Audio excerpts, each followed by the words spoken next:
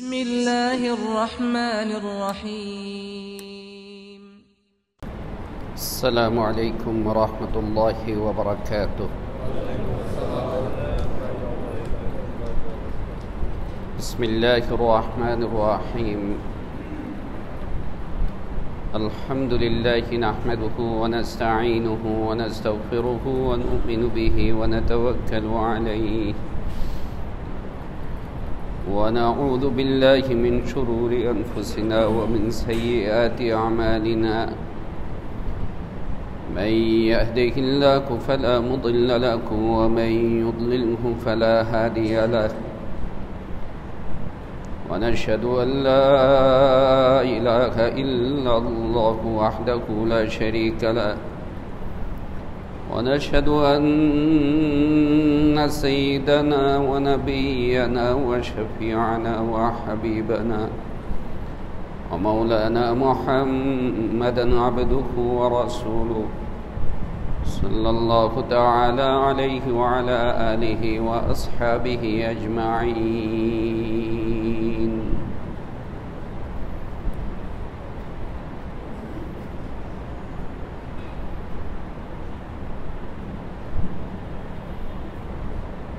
محترم প্রিয় মুসল্লিয়ান কিরাম এবং আমার প্রিয় দেশবাসী,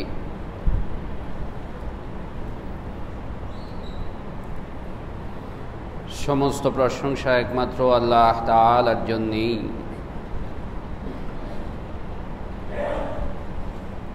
তিনি মেহেরবানি করেছেন বলেই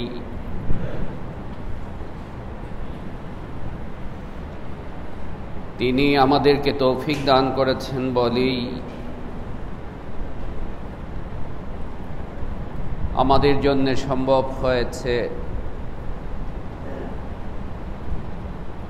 জুমার নামাজ আদায় করার জন্য মসজিদে হাজির হতে পেরেছি। আলহামদুলিল্লাহ।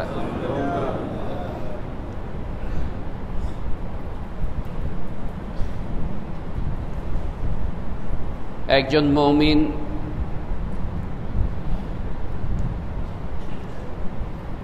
সব সময়েই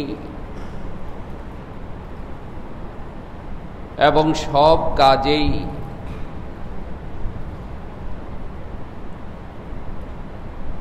আল্লাহ রাব্বুল আলামিনের সন্তুষ্টিকে সামনে রাখবে।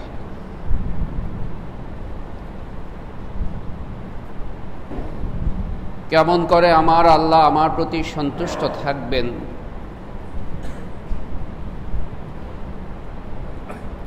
রাজি খুশি থাকবেন,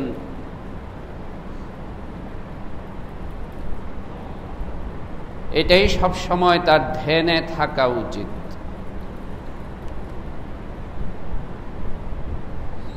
এমনকি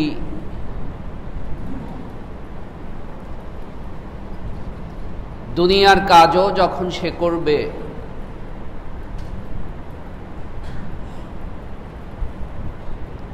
দুনিয়ার একান্ত ব্যক্তিগত কাজও যখন সে করবে, তখনও তার সামনে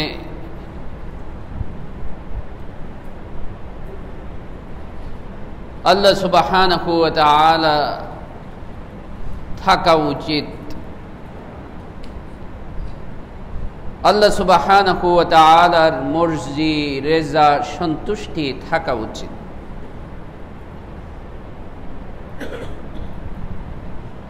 এতে আমার সবচেয়ে বড় লাভ হচ্ছে যে আমার কর্মে, আমার আমলে, আমার কাজে আমার আল্লাহর সন্তুষ্টি যখন সামনে থাকবে, তখন এই কাজটা আর আমার থাকবে না, এই কাজটা আল্লাহর হয়ে যাবে।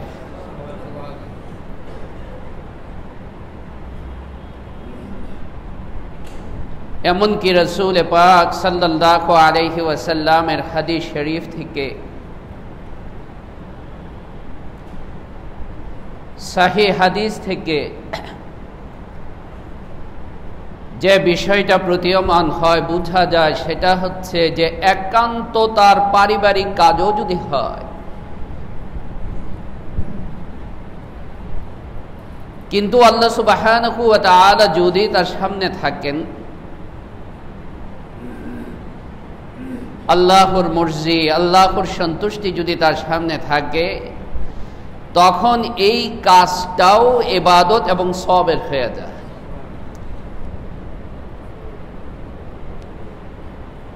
পক্ষান্তরে আমার কর্ম, আমার আমল, আমার কাজের সামনে যদি আল্লাহ সুবহানাহু ওয়া তাআলা না থাকেন, আল্লাহর সন্তুষ্টি না থাকে, আল্লাহর মর্জি না থাকে, তখন একান্ত আল্লাহর কাজটাও আল্লাহর হয় না, যেটা একমাত্র আল্লাহ সুবহানাহু ওয়া তাআলার জন্যই সীমাবদ্ধ এবং নির্ধারিত। আমার সালাত, আমার নামাজ, আমার রোজা, আমার হজ, এখানে তো আমার নিজস্ব কিছু নাই। একমাত্র নাওয়াইতু আন উসাল্লিয়া লিল্লাহ, এমন একটা আমল যে একমাত্র এটা আল্লাহ তাআলার জন্যই। আমার নিজের কোনো স্বার্থ, নিজের কোনো ফায়দা, নিজের কোনো লাভালাভ, দুনিয়ার পার্থিব, এর সাথে কোনো সম্পর্ক নাই। এই একান্ত আল্লাহর ইবাদত, একান্ত আল্লাহর জন্য সীমাবদ্ধ খাস নির্ধারিত আমলও যদি আমার ধ্যানে, আমার সন্তুষ্টি, আল্লাহর মর্জি না থাকে, আল্লাহর সন্তুষ্টি না থাকে, আল্লাহ তাআলা সামনে না থাকেন, তাহলে এই কাজ আল্লাহর না। আমি দাবি করছি আল্লাহ, কিন্তু আসলে এটা আল্লাহর না। প্রথম আসমান থেকেই হাদিসে এসেছে ছুঁড়ে মারা হয়। তাই আমার আপনার একজন মুমিনের সব সময়েই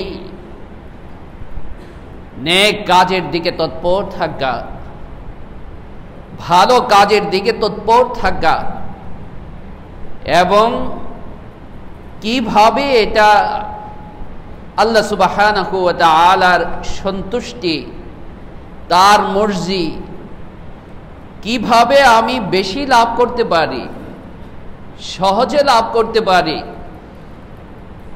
এই চিন্তা, এই নিয়ত আমার ভিতরে থাকা উচিত। রাসূল পাক সাল্লাল্লাহু আলাইহি ওয়াসাল্লামের হাদিস থেকে বা কোরআনে কারীম থেকেও ভালো কাজের, সৎ কাজের, নেক কাজের তিনটা ধরন পাওয়া যায়। কয়টা ধরন? তিনটা ধরন। এটাকে আমরা প্রকার বলবো না, তিনটা ধরন আমরা বলতে পারি। প্রথম নম্বর ধরন এবং প্রথম নম্বর স্টেজ, ধাপ হচ্ছে যে এমন অনেক ভালো কাজ আছে, এমন অনেক নেক কাজ আছে যেটা আমার করার সামর্থ্য নাই, আমার করার সাধ্য নাই, কিন্তু যার সামর্থ্য আছে, সাধ্য আছে, তাকে এই ভালো কাজটার পথ দেখায় দেওয়া, তাকে এই নেক কাজটার পথ দেখায় দেওয়া। আমার কিন্তু কোনো কষ্ট হচ্ছে না,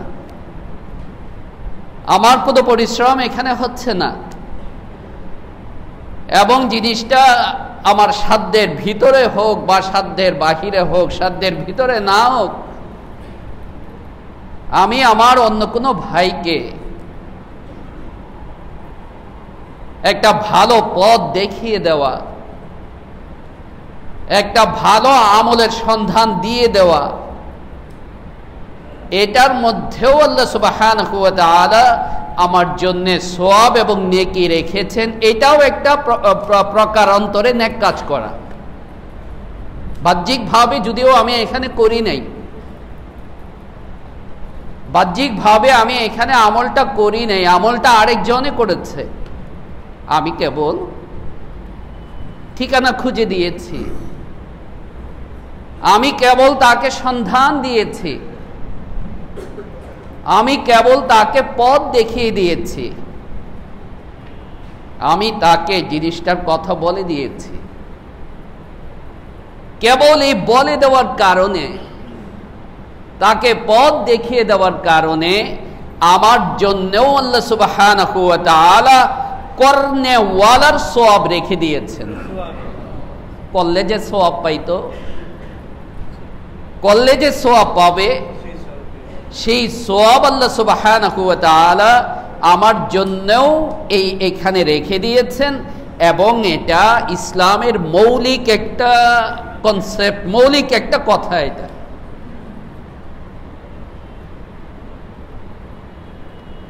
একবার সুনানে তিরমিজিতে বর্ণিত হাদিস হযরত উকবা ইবনে আমর রাদিয়াল্লাহু আনহু থেকে, এছাড়াও মুসনাদে আহমদে, আবু দাউদে, আরো অন্যান্য কিতাবেও আছে। রাসূল পাক সাল্লাল্লাহু আলাইহি ওয়াসাল্লামের কাছে এক গরীব সাহাবী, দরিদ্র সাহাবী আসলেন, এসে বললেন, ইয়া রাসূলুল্লাহ, ইন্নাহু উবদিআ বি, আমার বাহনটা ধ্বংস হয়ে গেছে, মারা গেছে বা অকেজো হয়ে গেছে। আগে তো উট, ঘোড়া ইত্যাদি ছিল বাহন। এক কথায় আমার বাহনটা নষ্ট হয়ে গেছে, আমার বাহনের ব্যবস্থা নাই। আপনি যদি আমাকে একটা বাহন দিতেন। সেই সময় বর্তমানে ইংল্যান্ড আমেরিকাতে যেমন বাহন ছাড়া চলা কি নয়, সম্ভব নয়। সেই সময় আরবদের অবস্থা ছিল এরকম যে বাহন ছাড়া কেউ চলতে পারতো না। তাই যতই দরিদ্র হোক, বাহন আর জুতা, বাহন আর জুতা, যত গরিবই হোক তার বাহন থাকবে, আর কি থাকবে, জুতা থাকবে। ওই যে মরুভূমির দেশ হওয়ার কারণে জুতা ছাড়াও কি হইতো না, চলতে পারতো না। আল্লাহ রাসূল সাল্লাল্লাহু আলাইহি ওয়াসাল্লাম ওকে সুন্দর করে আফসোস করে বললেন, ভাই রে, এই মুহূর্তে আমার কাছে তো ইন্নী লা আজিদু মা আহমিলুকা আলাই, আমার কাছে এমন কোনো বাহন নেই যেটার ওপরে তোমাকে আমি বহন করাইতে পারি, তোমার জন্য বাহন ব্যবস্থা করার মতো আমার অবস্থা এখন নাই। তখন মজলিসে আরেক সাহাবী ছিলেন, উনি বললেন, ইয়া রাসূলুল্লাহ, আমি আমার এক বন্ধুকে চিনি, এক লোককে চিনি, আমার দৃঢ় বিশ্বাস যে তাকে যদি আপনি ওর কাছে পাঠিয়ে দেন তাহলে ওর চাকরিটার কি হয়ে যায়, ব্যবস্থা হয়ে যায়। আমি দিতে পারছি না চাকরিটা, উদাহরণস্বরূপ বলতেছে, কথা বুঝতে পারতেছেন তো? আমি কিন্তু চলে গেছি এখন আমার জমানাতে, নবীজি তো আর চাকরির কথা বলেন নাই। আমার জমানাতে এরকম একটা স্কোপ আছে যে আমার কাছে চাকরির জন্য আসছে, তো ভাইরে আমার তো সুযোগ নাই, তবে আমার মনে হয় অমুকের সঙ্গে যদি তুমি দেখা করো তাহলে হতে পারে ব্যবস্থা, আমার দৃঢ় বিশ্বাস। আল্লাহ রাসূল সাল্লাল্লাহু আলাইহি ওয়াসাল্লামকে ওই সাহাবী রাদিয়াল্লাহু তাআলা আনহু যখন বললেন যে, ইয়া রাসূলুল্লাহ, আমি এমন একজনকে চিনি যার কাছে যদি আপনি তাকে পাঠিয়ে দেন তো তার কি হয়ে যায়, একটা বাহনের ব্যবস্থা হয়ে যায়। আল্লাহ রাসূল সাল্লাল্লাহু আলাইহি ওয়াসাল্লাম বললেন, ভেরি গুড, তাহলে যাও, অমুকের কাছে যাও এবং তাকে আমার কথা বলবে যে আল্লাহ রাসূল পাঠিয়েছেন, তোমার যদি সামর্থ্য থাকে, আমার বাহন নাই, আমাকে একটা বাহনের কি করে দাও, ব্যবস্থা করে দাও। এবং সাথে সাথে আল্লাহ রাসূল সাল্লাল্লাহু আলাইহি ওয়াসাল্লাম এই কথাও বললেন, আদ-দাল্লু আলাল খাইরি কাফাইলিহি, তুমি একটা ভালো সুরাহা, একটা ভালো সমাধান, একটা ভালো আমলের সন্ধান দিয়েছ, তো এই আমলটা করার সওয়াব তুমি পেয়ে যাবে। আদ-দাল্লু আলাল খাইরি কাফাইলিহি, আদ-দাল্লু আলাল খাইরি কাফাইলিহি, যে ব্যক্তি কোনো ভালো কাজের সন্ধান দে, কোনো সৎ কর্মের সন্ধান দে, সে কাফাইলিহি, তার কর্নেওয়ালার সওয়াব সে পেয়ে যায়। সে করলে যে সওয়াব পায়, সেও এরকম সওয়াব পেয়ে যায়। এটা হচ্ছে যে কোনো সৎ কাজ, যে কোনো ভালো কাজ, নেক কাজের প্রথম ধাপ, প্রথম স্টেজ। এখানে কিন্তু আমার কিছু হইল না, না আমার পরিশ্রম হইল, না আমার কিছু ব্যয় করতে হইল, কিচ্ছুই হইল না। আমি কেবল একটা ভালো ঠিকানা, একটা ভালো জায়গা, একটা ভালো কর্মের সন্ধান আমি তাকে দিয়ে দিয়েছি। দ্বিতীয় নম্বর স্টেপ হচ্ছে নেক কাজের, যে আমার সামর্থ্য থাকলে আমি নিজে সেই আমলটা করতে চেষ্টা করি, আমি নিজেই সেই আমলটা কি করা, সম্পাদন করা। এর ফজিলত আগেরটার চাইতেও বেশি। আমলটা আমি নিজে সম্পাদন করা, নিজে আঞ্জাম দেওয়া, নিজেই আমলটা করা। এবং বান্দা যখন নিজে কোনো আমল করে, তখনও আল্লাহ সুবহানাহু ওয়া তাআলা তাকে কত বড় ওয়াদা এবং প্রতিশ্রুতি দিয়েছেন যে মান জাআ বিল হাসানাতি ফালাহু আশরু আমসালিহা, মান জাআ বিল হাসানাতি ফালাহু আশরু আমসালিহা। যে ব্যক্তি নিজে একটা ভালো কাজ করবে, একটা নেক কাজ করবে, বিনিময়ে 10টা নেকির সওয়াব সে হাসিল করবে। এবং এই পরিমাণটা হচ্ছে ন্যূনতম। এই পরিমাণটা কি? ন্যূনতম। ইখলাসের অনুসারে, আমলের কোয়ালিটি অনুসারে আল্লাহ সুবহানাহু ওয়া তাআলা কোন আয়াতের মধ্যে বলেছেন যে 1 থেকে 10 থেকে 70, 70 থেকে 700, এবং হাদিস হিসাবে বোঝা যায় 700 থেকে 7 লাখ।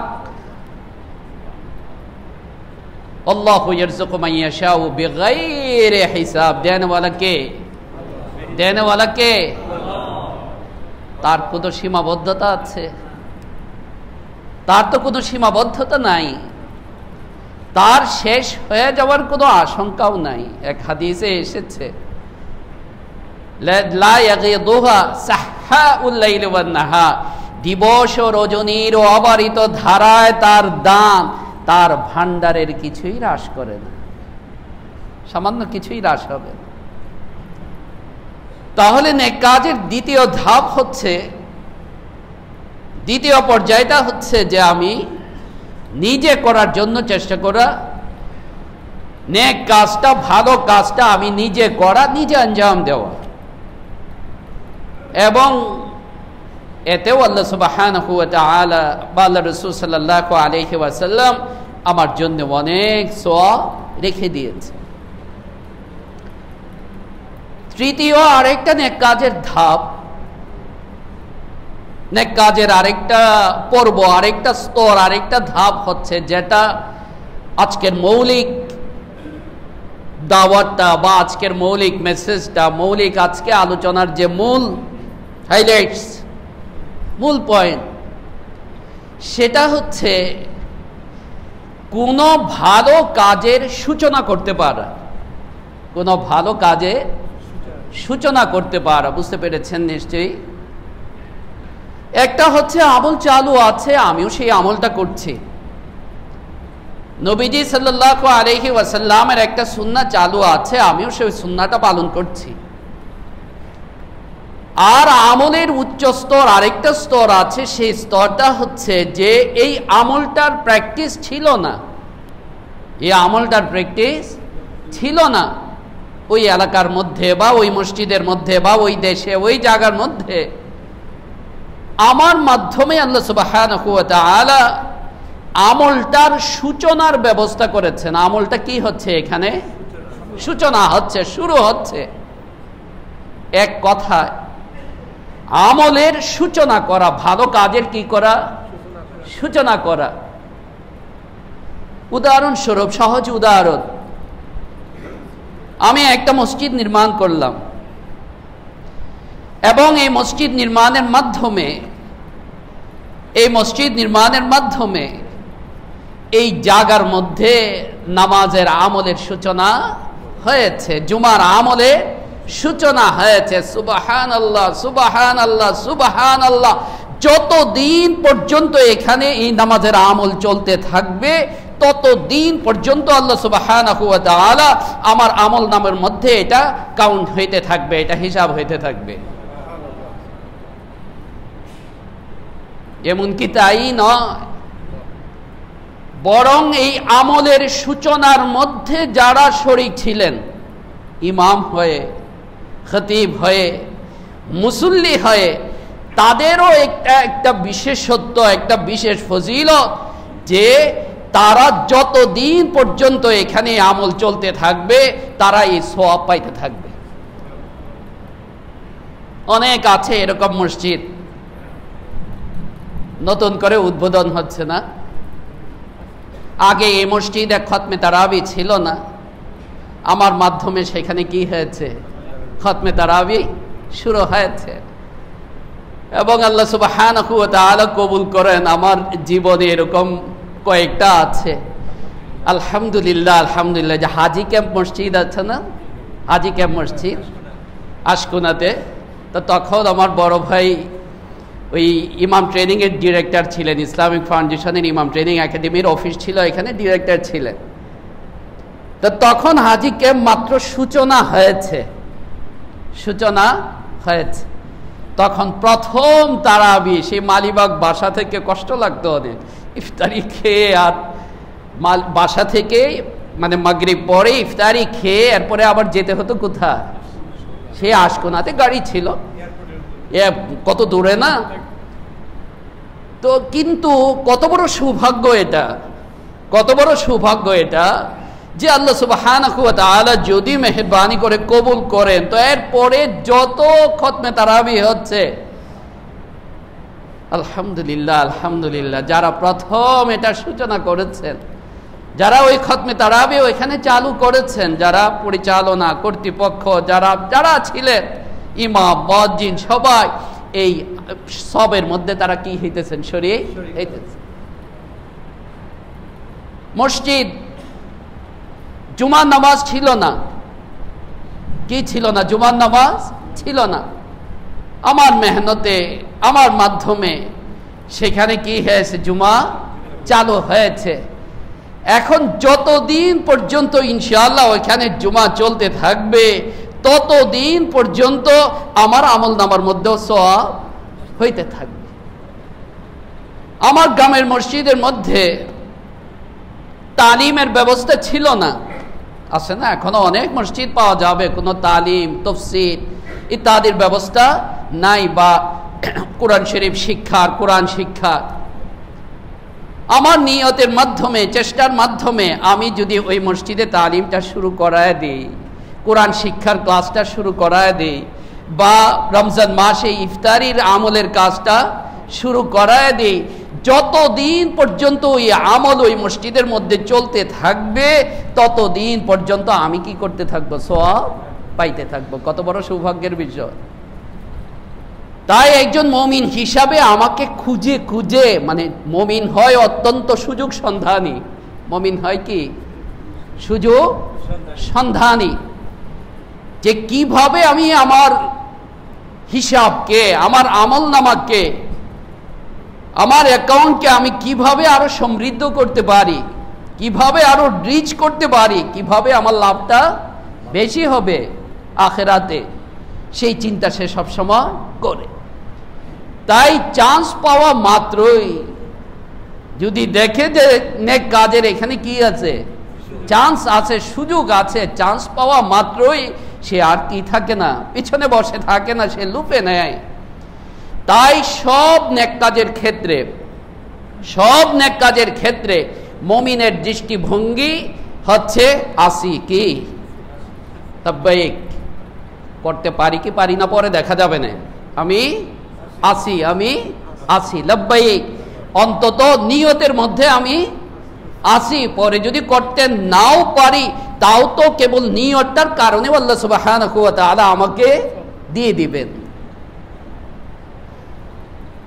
হযরত জারীর ইবনে আব্দুল্লাহ আল বাজালি রাদিয়াল্লাহু তাআলা আনহু রাসূল পাক সাল্লাল্লাহু আলাইহি ওয়াসাল্লামের একজন সাহাবী, মৌলিকভাবে তিনি ইয়েমেনের ছিলেন, ইয়েমেন থেকে আসছিলেন, গোত্র ধৈবতী কবিলার সর্দার ছিলেন, সৈয়দ কবিলার সর্দার ছিলেন। রাসূল পাক সাল্লাল্লাহু আলাইহি ওয়াসাল্লাম মসজিদে নববীতে সাহাবায়ে কেরামকে নিয়ে বসা, একদম ঠাসাঠাসি অবস্থা, বসার কোনো কি নাই, জায়গা নাই। এমন সময় হযরত জারীর ইবনে আব্দুল্লাহ আল-বাজালি রাদিয়াল্লাহু তাআলা আনহু আসছেন। এখন কওমের সর্দার, আল্লাহ রাসূল সাল্লাল্লাহু আলাইহি ওয়াসাল্লাম তাকে চিনতে পেরেছেন, গণ্যমান্য ব্যক্তি। তো যখন আল্লাহ রাসূল সাল্লাল্লাহু আলাইহি সাল্লাম দেখলেন, আরে লোকটা গণ্যমান্য ব্যক্তি, একজন জ্ঞানী গুণী, অথচ কি পাচ্ছে না, জায়গা, বসার জায়গা পাচ্ছে না। হয় না, আমরা অনেক সময় করি না, আমি চিনি লোকটাকে, তো তাকে কি করে দিই, জায়গা করে দিই, ভাই একটু সরেন। তো সাহাবায়ে কেরাম তো আর ওনাকে চিনতে পারেন নাই। রাসূল সাল্লাল্লাহু আলাইহি ওয়াসাল্লাম তাকে চিনতে পেরেছেন। ইয়েমেনের অনেক গোত্র, অনেক এলাকা রাসূল সাল্লাল্লাহু আলাইহি ওয়াসাল্লাম আগে থেকেই চিনতেন। তখন আল্লাহ রাসূল সাল্লাল্লাহু আলাইহি ওয়াসাল্লাম নিজের যে চাদর, এই চাদর আরেক সাহাবীকে দিয়ে তার জন্য পাঠাইলেন, বললেন ওকে জায়গা করে আমার এই চাদরটা ওকে বিছিয়ে দাও। হযরত জারীর ইবনে আব্দুল্লাহ রাদিয়াল্লাহু তাআলা আনহু, আল্লাহর নবীর শরীরের সাথে লেগেছে চাদর, এই চাদর পেয়ে কি আর ফ্লোরে রাখে, উনি নিয়ে এটাকে মুখে লাগাইতেছেন, বুকে লাগাইতেছেন, শরীরের মধ্যে লাগাইতেছেন, মহব্বত। এরপর আল্লাহ রাসূল সাল্লাল্লাহু আলাইহি ওয়াসাল্লাম বলেন, ইদা আতাকুম কারীমু কওমিন ফাকরিমু, যে কোনো গোত্রের, যে কোনো এলাকার, যে কোনো দেশের, যে কোনো ধর্মের, যেই হোক না কেন, কোনো জ্ঞানী গুণী যদি হয় তাকে সম্মান দিবে। জ্ঞানী গুণী যদি হয় তাকে কি করবে? আজকাল তো এমন একটা সমাজ চলতেছে এখন সারা বিশ্বে, জ্ঞানী গুণীদের কি নাই, সম্মান নাই, ভদ্রলোকের কোনো সম্মান নাই, কোনো মূল্য নাই, জ্ঞানীর কোনো মূল্য নাই। বরং আফসোসের কথা যে অবস্থা এরকম হয়ে গেছে যে আরেকজনকে ডিসরেসপেক্ট করতে পারা তাকে ক্রেডিট মনে করতেছে।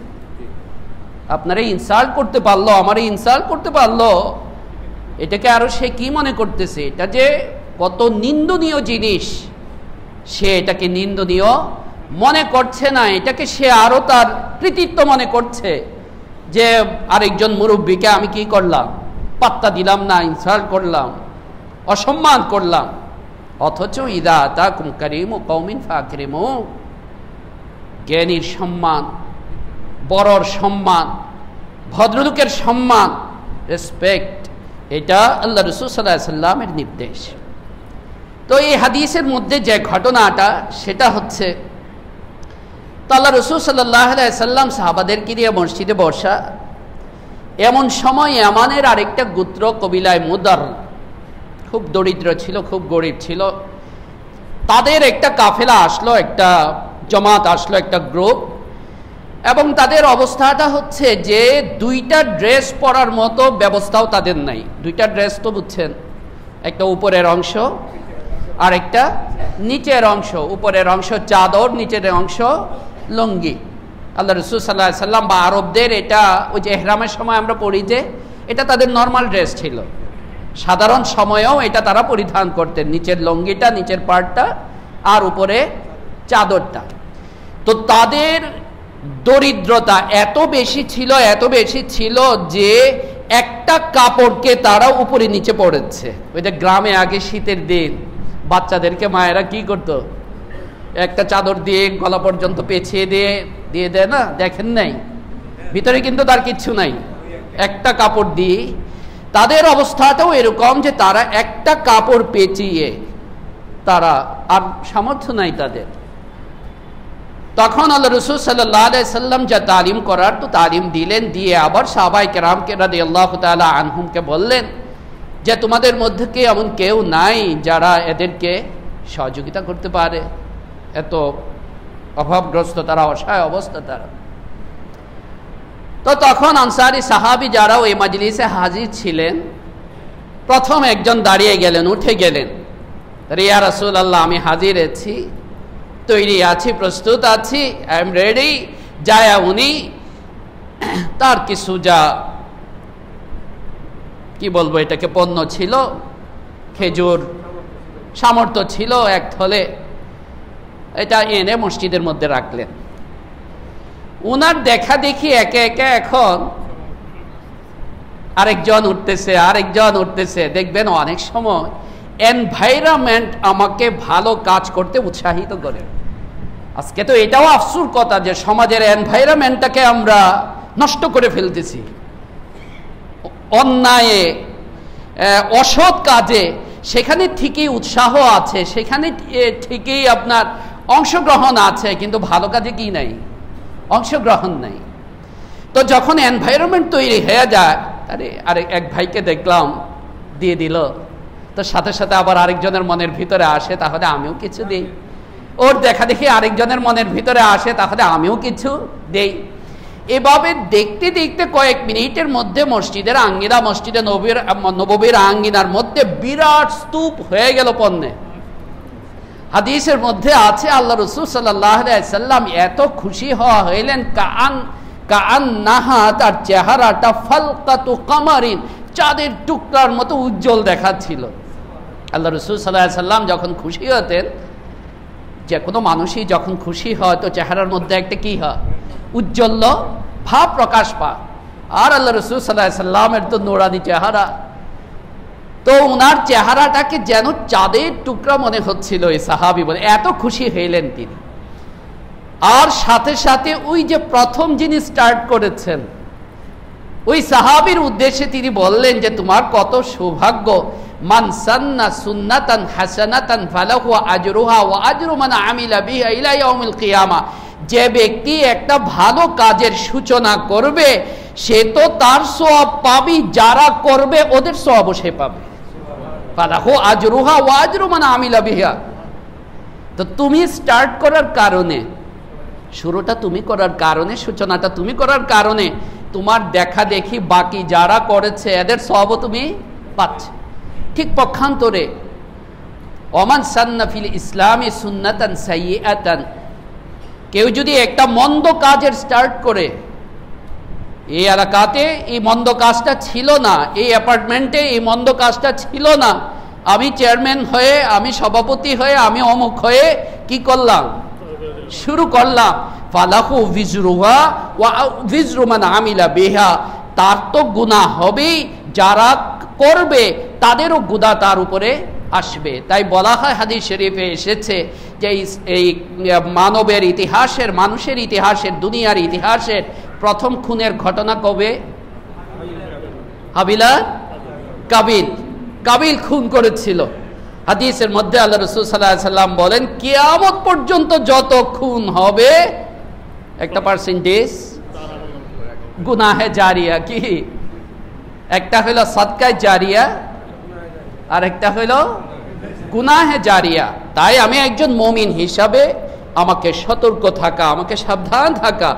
এক তো আমি তৎপর থাকবো যে আমার মাধ্যমে যেন একটা সৎ কাজ, একটা ভালো কাজের শুরু এবং সূচনাটা যেন আমি করতে পারি। সাথে সাথে আবার আমি সাবধান সতর্ক থাকা যে আমার দ্বারা যদি যেন কখনো কি না হয়, কোনো অন্যায় সিস্টেমের, কোনো অন্যায় কাজের শুরু সূচনা যেন আমার জন্য না হয়। তাহলে যত দিন থাকবে এটা, ততদিন পর্যন্ত আমাকে পস্তাইতে হবে, আমার আমল নামার মধ্যে এই গুনাহ আসতে থাকবে। তাই আজকে মূল দাওয়াতটা, মেসেজটা, আবেদনটা এটাই আপনাদের কাছে যে আমরা তো নেক কাজ করি, আলহামদুলিল্লাহ, আল্লাহ তাআলা আমাদেরকে তৌফিক দান করে। নেক কাজের ক্ষেত্রে এটাও আমাকে খেয়াল রাখা, খুঁজে খুঁজে বের করা যে আমার মাধ্যমে ভালো কাজের সূচনাটা হোক, শুরুটা হোক। ভাই, নেক আমল, ভালো কাজ আমার উপরে নির্ভর হয়ে থাকবে না, আমার উপরে নির্ভর হয়ে থাকবে না। কিন্তু আমি যদি আগে শুরু করে দিতে পারি, এমন অনেক মসজিদ আছে হয়তো আপনি পাবেন যে ওই মসজিদে পানি পান করার ব্যবস্থা নাই, আপনি আমলটা চালু করে দিয়ে আসেন, দেখবেন এরপরে আর আপনাকে চিন্তা করবে না, বহুজন ওইখানে কি হয়ে যাবে, তৈরি হয়ে যাবে। বা ওই মসজিদে অন্য কোনো রাসূল পাক সাল্লাল্লাহু আলাইহি সাল্লামের সুন্নতটা নাই, বা অমুক এলাকাতে রাসূল পাক সাল্লাল্লাহু আলাইহি সাল্লামের এই সুন্নতটা নাই। বিশেষ করে আমাদের তো এখানে মুসলমান দেশ, উলামায়ে কেরামের দেশ, ইউরোপিয়ান কান্ট্রিতে এই জিনিসটা হয়। নতুন কোনো এলাকাতে আপনি গিয়েছেন, আপনি যখন প্রথম গেছেন তখন মসজিদও ছিল না, এরকম অনেক আছে না, আপনার মেহনতের মাধ্যমে বা আপনার ছেলে থাকে তার মেহনতের মাধ্যমে ওই মহল্লাতে কি হয়েছে, মসজিদ হয়েছে। আলহামদুলিল্লাহ, কিয়ামত পর্যন্ত এখন যত আমল চলতে থাকবে, যারা করেছে ওদের আমল নামার মধ্যেই নেকি চলতে থাকবে। তাই সূচনাটা, শুরুটা কিসের হোক, ভালো কাজের হোক। ভালো কাজের শুরু এবং সূচনা যেন আমি করতে পারি। আল্লাহ সুবহানাহু ওয়া তাআলা আমাকেও তৌফিক দান করুন, আপনাদেরকেও তৌফিক দান করুন। আমিন। ওয়া আখিরু দাওয়ানা আনিল হামদুলিল্লাহি রাব্বিল আলামিন।